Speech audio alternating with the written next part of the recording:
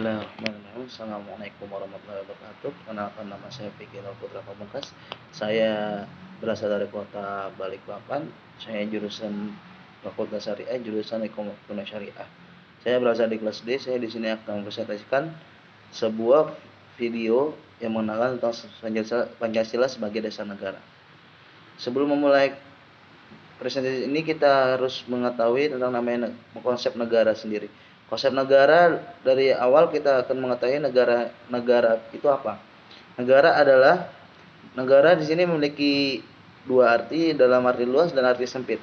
Arti luas, negara adalah kesatuan sosial yang diatur secara konstitusional untuk mewujudkan kepentingan negara. Sedangkan negara dalam artian sempit, yaitu suatu wilayah permukaan bumi di mana seluruh kuasaannya telah diatur oleh pemerintahan yang berada tersebut. Secara etimologis, negara sendiri memiliki arti dari kata stat yang berarti akar dan dari bahasa Latin status yang berarti menempatkan dalam keadaan sendiri. Suatu negara juga memiliki unsur negara, yaitu adanya rakyat, adanya daerah teritorial, adanya pemerintahan, dan adanya suatu kemerdekaan. Sedangkan di negara kita ini memiliki suatu konsep negara sebagai konsep negara hukum Pancasila. Konsep negara hukum Pancasila dicetuskan oleh Umar Sonaji bahwa bagi bangsa Indonesia merupakan sumber dari segala hukum. Ciri utamanya adalah jaminan kebebasan beragama yang dimaknai secara politis sehingga Indonesia tidak dikenal sebagai ateis ataupun propaganda anti agama. Dalam negara hukum Pancasila, yang hendak dicapai adalah kondisi masyarakat yang taat, tentram, serta prabarja. Yang hendak dicapai adalah kondisi masyarakat yang bukan hanya untuk kepentingan keamanan dan ketertiban.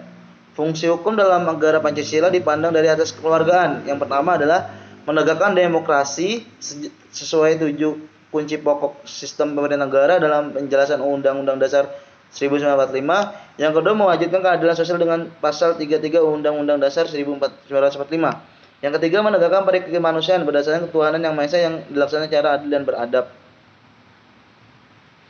Tujuan suatu negara sendiri memiliki tujuan negara setiap abad berbeda-beda. Tujuan abad pada abad 19, yaitu tujuan negara itu adalah negara itu sendiri. Yang kedua adalah negara adalah suatu alat untuk mencapai tujuan tertentu. Dan tujuan negara pada abad 19 sampai abad ke-20, yang pertama adalah keamanan dan ketertiban umum, yang kedua pertahanan negara, yang ketiga adalah pemerintahan dalam negeri. Yang ketiga adalah tujuan negara pada abad ke-20. Negara-negara di abad ke-20 ini menginginkan adanya persahabatan antara bangsa-bangsa, khususnya negara-negara yang merupakan anggota PBB. Pada abad ini juga mengutamakan kemakmuran. Tujuan negara menurut Undang-Undang Dasar. Yang keempat adalah tujuan negara menurut Undang-Undang Dasar 1945. Dalam pembukaan Undang-Undang Dasar 1945 dapat disimpulkan tujuan utama yaitu mewujudkan suatu keadaan yang laku bagi seluruh rakyat. Urgensi dasar negara Indonesia adalah Pancasila. Indonesia menetapkan Pancasila sebagai idola negara. Pancasila sendiri memiliki tantangan yang dominan, yaitu globalisasi. Suatu bangsa juga harus memiliki suatu ideologi yang kuat agar fondasi suatu negara tersebut kokoh, kuat, dan tahan lama.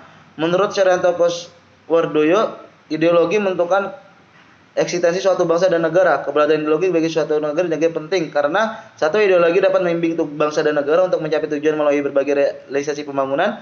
Yang kedua, ideologi merupakan sumber motivasi, inspirasi, dan sebagai kehidupan masyarakat dan dalam berbangsa dan bernegara. Yang ketiga adalah ideologi dapat menciptakan semangat persatuan dan kesatuan dalam hidup bersama dalam suatu masyarakat, bangsa dan negara.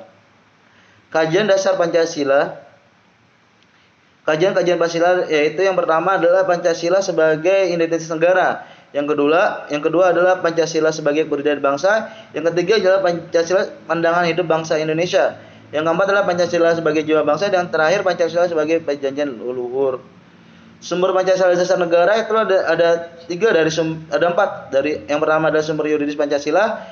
Menurut sumber yuridis Pancasila ditetapkan sebagai dasar negara melalui pembukaan Undang-Undang Dasar 1945. Yang kedua adalah sumber historis Pancasila.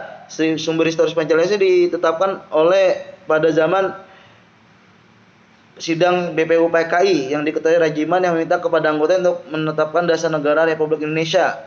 Yang ketiga adalah dasar sosiologis Pancasila yang pertama adalah nilai ketuhanan sebagai sumber etika dan prioritas penting dalam kehidupan dan bernegara. Yang kedua, kemanusiaan dan yang bersumber hukum dari hukum Tuhan, hukum alam dan sifat-sifat sosial yang dianggap penting. Yang terakhir sumber politik Pancasila. Ketentuan Pancasila sumber politis dapat diketentukan pasal 1 ayat 2 dan dalam pasal 36A pasal 1 ayat 2 Undang-Undang Dasar 45. Itulah adalah sumber-sumber kajian Pancasila sebagai dasar negara. Sekian dari saya. Apabila ada kekurangan dan salah kata mohon maaf. Akhir kalam, wassalamualaikum warahmatullahi wabarakatuh.